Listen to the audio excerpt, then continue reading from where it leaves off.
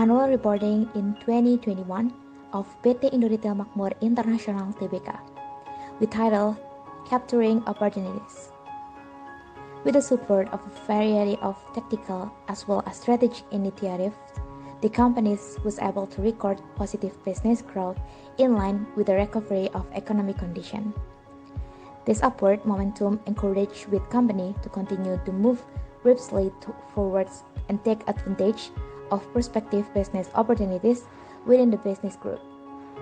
With a synergetic and harmonious collaboration, the company has succeeded in maintaining its position as one of Indonesia's largest retail companies. Through 2021, the companies continued to synergy with the subsidiaries and associated entities to achieve accelerated performance growth. With an integrated synergy, the company is able to sneak out and capitalize of all available opportunities. First is Sariroti, 4 total factories operating as of December 21 in 2021. Second is Indomaret, plus 19,500 number of outlets per December 31, 2021. And third is KFC and Taco Bell, with KFC 727 and Taco Bell 3 total outlets spread throughout Indonesia per December 31, 2021. And the last is Fiberstars, 925,964, the achievement of home passed realization by Fiberstar in 2020. Project 2, analisis aplikasi konsep SPM dalam dokumen perusahaan, mata kuliah Sistem Pengendalian Manajemen dengan dosen pengampu Ibu Dr. Siti Mutmainah, STAKT. Baik, berikut adalah anggota dari kelompok 9. Perkenalkan, nama saya Adin Safria Ramadhani dengan 3 NIM terakhir 038. Saya Najaha dengan 3 NIM terakhir 034. Dan Tasya Putri Oktaviani dengan 3 NIM terakhir 066. Saya Kristina Dia Gunawan dengan 3 NIM terakhir 196. Di sini kami akan membahas ada 7 topik, yaitu yang pertama ada tujuan perusahaan, yang kedua ada strategi yang digunakan, yang ketiga ada kultur yang dibangun, yang keempat ada proses pengendalian manajemen yang diterapkan, yang kelima ada struktur organisasi yang digunakan, yang keenam ada bagaimana pimpinan mengelola SDM, dan yang terakhir adalah keunggulan dan kelemahan dari perusahaan tersebut. Boleh di next. Oke, untuk materi yang pertama atau topik yang pertama yaitu tujuan perusahaan. Boleh di next. Oke, sebelum kita masuk ke inti dari tujuan perusahaan, di sini saya akan sedikit menjelaskan apa itu tujuan. Tujuan adalah gagasan tentang masa depan atau hasil yang diinginkan untuk dicapai seseorang atau sekelompok orang. Untuk tujuan dari PT Indo Retail Makmur International sendiri itu diatur dalam Pasal 3 Anggaran Dasar Perusahaan Nomor 36. Disebutkan bahwa maksud dan tujuan perseroan adalah menjalankan usaha dalam bidang investasi, perdagangan umum, keagenan, dan perwakilan. Boleh di next. Oke, untuk topik yang selanjutnya adalah strategi yang digunakan. Boleh di next. Oke, jadi sebelum saya menjelaskan strategi apa sih yang digunakan oleh PT Indo Retail Makmur International untuk mencapai tujuan yang sudah disebutkan tadi, saya akan menjelaskan terlebih dahulu apa itu strategi. Jadi, strategi adalah pendekatan secara keseluruhan yang berkaitan dengan pelaksanaan gagasan, perencanaan, dan eksekusi sebuah aktivitas dalam kurun waktu. Baik, strategi dari PT Indo Retail sendiri yaitu yang pertama, pada tanggal 24 Mei tahun 2013 itu perusahaan melakukan investasi pada 3 perusahaan yang bergerak di industri retail, restoran cepat saji, dan makanan, yaitu ada Indomaret, KFC, dan Sariroti. Selain menjalankan investasi asosiasi, perseroan juga menjalankan kegiatan usaha e-commerce daily deals melalui portal bisnis online yaitu ogahrugi.com dan perusahaan pengembang jaringan serat optik yaitu Fiberstar. Ogahrugi.com sendiri menawarkan daily deals voucher diskon dari merchant pilihan dengan kategori yang tersedia adalah food and beverage atau restoran, kemudian ada produk, kemudian ada leisure, serta health, beauty, and service. Sementara untuk Fiberstar sendiri menyediakan infrastruktur komunikasi dengan jaringan serat optik di seluruh Indonesia. Boleh di next? Oke, untuk topik yang selanjutnya akan disampaikan oleh rekan saya. Baik, untuk topik yang selanjutnya adalah kultur yang dibangun oleh saya sendiri, Tasya Putri Oktaviani, dengan nomor NIM 3 digit di belakang yaitu 066. Oke, nah kali ini kita akan membahas mengenai kultur yang dibangun oleh perusahaan atau perusahaan PT Indo Retail Makmur Internasional Tbk. Nah, sebelum kita membahas mengenai kultur dari PT Indo Retail ini sendiri, kita harus tahu dulu nih soal apa itu yang namanya kultur. Nah, kultur sendiri adalah inti dari perusahaan, termasuk pada prosesnya, kemudian juga pada alur kerjanya. Kultur itu sendiri juga merupakan pedoman untuk membedakan diri perusahaan itu terhadap perusahaan yang lain. Kemudian kultur itu merupakan kepribadian perusahaan termasuk dari nilai-nilainya, kemudian juga komunikasi, kemudian ada etikanya juga. Nah, kemudian kita masuk kepada pembahasan mengenai kultur yang dibangun dari PT Indo Retail Makmur Internasional Tbk ini sendiri. Nah, kultur apa sih yang dibangun? Kultur yang dibangun oleh PT Indo Retail itu merupakan sebuah kultur di mana perusahaan itu berusaha untuk menjadi perusahaan yang bertumbuh. Artinya, perusahaan itu mendorong dan juga mendukung berjalannya pekerjaan secara profesional dan juga dengan penuh integritas. Artinya, semua karyawannya, kemudian para staf itu diminta untuk bekerja secara profesional dan juga dengan penuh integritas. Kemudian yang kedua yaitu menjunjung tinggi nilai kemanusiaan, kemudian nilai kebaikan dan juga keadilan terhadap sesama. Dan perwujudan dari nilai-nilai tersebut akan berkelanjutan atau dilaksanakan secara berkelanjutan sehingga akan membentuk suatu kultur perseroan yang utuh dan akan menciptakan suatu pandangan yang baik untuk PT Indo Retail sendiri atau menciptakan perspektif positif untuk PT Indo Retail itu sendiri. Oke, kemudian selanjutnya ada proses pengendalian manajemen yang diterapkan. Nah, sebelum kita masuk kepada proses pengendalian manajemen yang diterapkan oleh PT Indo Retail Makmur Internasional Tbk, kita harus tahu dulu nih mengenai proses pengendalian manajemen itu apa. Nah, proses pengendalian manajemen itu merupakan proses di mana semua tingkatan manajer kemudian itu menjamin bahwa orang-orang itu yang mereka pimpin telah menjalankan strategi yang mereka maksudkan, sehingga proses-proses ini tentu saja membutuhkan perencanaan di awal. Nah, proses yang dijalankan oleh proses pengendalian manajemen yang dijalankan oleh PT Indo Retail Makmur Internasional Tbk ini terbagi menjadi 4. Yang pertama adalah sistem pengendalian internal, kemudian yang kedua ada sistem manajemen risiko, kemudian ada audit internal dan juga ada audit eksternal. Nah, mari kita bahas mengenai sistem pengendalian internal atau sistem pengendalian yang dilakukan oleh pihak-pihak internal dari PT Indo Retail Makmur Internasional Tbk itu sendiri. Pertama, yaitu adanya mekanisme yang dilakukan oleh mengenai sistem pengendalian internal itu sendiri dilakukan oleh direksi, kemudian ada manajemen dan juga seluruh staf dari perseroan itu sendiri. Kemudian sistem pengendalian internal ini terdiri dari proses, kemudian ada dokumentasi, alur kerja, ketentuan, kebijakan, dan prosedur yang dijalankan. Dan setiap proses ataupun setiap sistem pengendalian internal ini tentu saja harus mematuhi peraturan hukum yang juga berlaku. Kemudian sistem pengendalian internal ini merupakan satu kesatuan yang nantinya itu akan tercermin melalui keputusan, kemudian juga kebijakan serta tindakan yang diambil untuk ke depannya seperti itu. Kemudian sistem pengendalian internal yang diterapkan pada PT Indo Retail Makmur Internasional Tbk ini memiliki tujuan, yaitu untuk memperoleh laporan keuangan yang andal dan dapat dipertanggungjawabkan. Dipertanggungjawabkan di sini adalah dipertanggungjawabkan kepada pihak publik karena nantinya annual report atau laporan tahunannya itu akan dipublikasi seperti itu. Dan kemudian pada sistem pengendalian internal ini terdapat peninjauan oleh audit internal terhadap sistem, kemudian juga ada audit internal mengenai divisinya dan juga ada audit internal pada unit usaha secara berkala. Dan selama 2021 pengendalian internal perseroan itu telah dinyatakan atau telah berjalan secara kondusif. Kemudian selanjutnya ada sistem manajemen risiko. Nah, sistem manajemen risiko ini sendiri apa saja yang dilakukan oleh perusahaan, yaitu perusahaan itu senantiasa melakukan riset, kemudian menelaah dan juga merancang kebijakan untuk mengelola risiko-risiko yang muncul dalam pengelolaan bisnis perusahaan.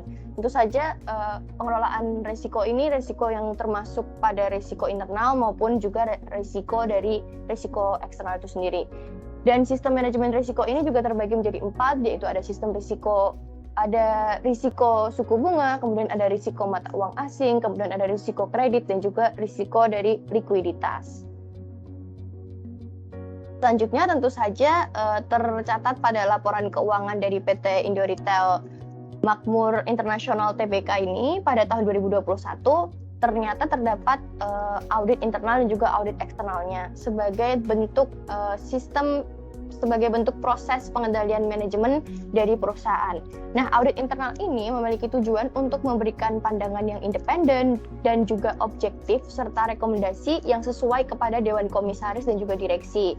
Dan unit audit internal itu melakukan pemeriksaan dengan berfokus pada berbagai aktivitas teknik pada aspek TI, kemudian juga hubungan umum atau general affairs dan juga akuntansi serta keuangan dengan terus mendukung terciptanya pelaporan keuangan dan tata kelola usaha yang baik. Selain ada audit internal, ternyata juga ada audit eksternal yang diberlakukan oleh PT Indo Retail Makmur International Tbk itu sendiri. Nah, audit eksternal ini melakukan sebuah kegiatan audit dan mereka ini termasuk pada pihak independen yang mengaudit laporan keuangan dari PT Indo Retail Makmur International Tbk itu sendiri. Dan hasilnya pada tahun buku 2021 dinyatakan bahwa laporan keuangan konsolidasian perseroan itu telah disajikan secara wajar tanpa pengecualian dalam semua hal yang material sesuai dengan SAK yang berada atau yang diterapkan di Indonesia itu sendiri. Baik, untuk materi selanjutnya akan saya persilahkan kepada rekan saya. Sekian, terima kasih. Baik, selanjutnya saya akan menjelaskan mengenai struktur organisasi yang digunakan pada PT Indo Retail Makmur International Tbk. Nah, PT Indo Retail Makmur International Tbk adalah perusahaan investasi yang fokus utamanya pada industri konsumen dan retail di Indonesia, di mana berdasarkan surat nomor 004/6 Romawi 2013 tanggal 28 Juni 2013 tentang pemberitahuan pengambil alihan disebutkan bahwa PT Megah Era Raharja merupakan pemegang saham pengendali. Berdasarkan Undang-Undang Republik Indonesia Nomor 40 Tahun 2007 tentang Perseroan Terbatas atau Undang-Undang Perseroan Terbatas, organ perusahaan terdiri dari Rapat Umum Pemegang Saham atau RUPS, Dewan Komisaris, dan Direksi. RUPS melakukan pengambilan keputusan penting yang didasari pada kepentingan perusahaan, dengan mementingkan ketentuan anggaran dasar dan peraturan perundangan yang berlaku. Pengelolaan perseroan dilakukan oleh direksi, sementara Dewan Komisaris melakukan pengawasan yang memadai terhadap kinerja pengelolaan perusahaan. Namun demikian, keduanya mempunyai tanggung jawab untuk memelihara kesinambungan usaha perseroan dalam jangka panjang. Oleh karena itu, Dewan Komisaris dan Direksi memiliki kesamaan persepsi terhadap visi, misi, dan nilai-nilai perseroan. PT Indo Retail Makmur International Tbk merupakan salah satu perusahaan yang mempunyai jenis susunan struktur fungsional dalam menjalankan tugasnya. Hal tersebut karena dalam pelaksanaannya, masing-masing organ yang ada dalam perusahaan ini menjalankan tugas, fungsi, dan tanggung jawabnya secara terpisah atau independen di bawah direksi. Nah, seperti yang dapat kita lihat, pada jajaran Dewan Komisaris, di bawahnya terdapat Presiden Komisaris beserta jajaran Komisaris, serta Komisaris Independen. Lalu di bawahnya terdapat Komite Audit serta Komite Nominasi dan Remunerasi. Next. Lalu di bagian struktur direksi terdapat Presiden Direktur, jajaran Direktur, dan Direktur Independen. Lalu di bawahnya terdapat Audit Internal serta Sekretaris Perusahaan, yang di bawahnya terdapat HR and General Affairs, Finance and Accounting, serta Investor Relation. Next. Nah, selanjutnya adalah bagaimana pimpinan mengelola sumber daya manusia. Next. Nah, terdapat 4 poin utama mengenai pengelolaan sumber daya manusia oleh perusahaan. Yang pertama ada komite perusahaan, kesejahteraan karyawan, kebijakan manajemen SDM, dan pelatihan pengembangan kompetensi. Yang pertama, komitmen perusahaan. Pertumbuhan usaha perseroan utamanya didukung oleh individu yang unggul dan berintegritas. Perseroan menyadari bahwa untuk mempertahankan kinerja dalam segala situasi, dibutuhkan individu-individu yang mampu terus beradaptasi, bertransformasi, dan berinovasi. Tidak hanya daya saing yang tinggi, tetapi daya juang yang besar juga senantiasa dibutuhkan. Oleh karena itu, perseroan terus berupaya menggali dan mempertajam kompetensi seluruh individu di semua level jabatan. Perseroan juga membangun sinergi antara unit usaha dan individu agar tercipta hubungan kerja yang saling melengkapi dan menguntungkan. Selain itu, perseroan mendorong setiap individu untuk bekerja setulus hati dan selalu berorientasi untuk memenuhi para pemangku kepentingan. Yang kedua ada kebijakan manajemen SDM. Pengelolaan SDM ditunjukkan untuk mendukung pertumbuhan kinerja perseroan dengan cara kerja yang efektif dan produktif. Untuk meningkatkan efektivitas dan produktivitas SDM, perseroan menerapkan penilaian kinerja berbasis metodologi Performance Indicator atau KPI sebagai dasar pertimbangan dan pengambilan keputusan manajemen untuk menentukan posisi dan arah jenjang karir karyawan. Perseroan juga memiliki kebijakan untuk tidak mempekerjakan tenaga kerja di bawah umur dan tenaga kerja paksa. Hal ini sejalan dengan kepatuhan perseroan terhadap seluruh peraturan ketenagakerjaan yang berlaku. Perseroan juga berkomitmen untuk memperlakukan setiap individu dengan setara dan adil, tanpa ada perbedaan antara suku, ras, agama, dan gender. Komitmen ini berlaku pada seluruh kebijakan manajemen SDM, termasuk promosi jabatan, mutasi, rotasi, serta penentuan jumlah remunerasi. Selanjutnya ada kesejahteraan karyawan. Untuk memastikan kesejahteraan karyawan, perseroan senantiasa mematuhi seluruh peraturan ketenagakerjaan yang berlaku, termasuk dalam hal pemberian upah dan penyediaan sejumlah fasilitas lainnya, seperti BPJS Ketenagakerjaan dan BPJS Kesehatan. Selain itu, perseroan juga memberikan fasilitas kesehatan lainnya berupa asuransi rawat inap dan penggantian biaya berobat rawat jalan sesuai platform yang ditentukan dan peraturan yang berlaku di perseroan. Selama masa pandemi COVID-19, perseroan menaruh perhatian khusus atas kesehatan dan keamanan karyawan. Berbagai upaya yang telah dilakukan perseroan adalah PCR secara berkala, membatasi pertemuan tatap muka atau perjalanan jarak jauh, dan mengupayakan akses perolehan vaksinasi bagi seluruh karyawan, termasuk entitas anak dan asosiasi. Lalu selanjutnya ada pelatihan dan pengembangan kompetensi. Perseroan memberikan kesempatan bagi para karyawan untuk mengikuti pelatihan sesuai latar belakang kompetensi karyawan dan kebutuhan organisasi. Pengembangan kompetensi yang relevan dan positif memampukan karyawan untuk terus beradaptasi, memperdalam pengetahuan, serta melaksanakan tugas dan tanggung jawab secara optimal. Selain pelatihan yang difasilitasi perseroan, karyawan perseroan juga aktif mengikuti berbagai undangan pelatihan atau pengembangan kompetensi yang diselenggarakan oleh pihak eksternal. Pada tahun 2021, hampir seluruh pelatihan yang diikuti perseroan dilakukan secara daring, dikarenakan pandemi COVID-19 masih meluas. Nah, beberapa pelatihan yang dilakukan pada 2021 tersebut adalah yang pertama, Communication and Deal with Other, Product Knowledge, Selling Skill, Interpersonal Skill, Technical Skill, Organization and Business Management, Leadership Skill, Legal and Regulatory Skill, dan yang terakhir Problem Solving Management Skill. Sekian untuk penjelasan mengenai SDM.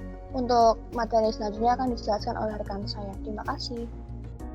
Baik, terima kasih atas kesempatannya. Nah, di sini perkenalkan saya Adin Safria Ramadhani. Di sini saya akan menjelaskan mengenai analisis SWOT yang kita seperti yang kita tahu bahwa itu ada di eksternal dan juga internal gitu. SW internal, OT itu eksternal kepada PT Indo Retail Makmur International Tbk.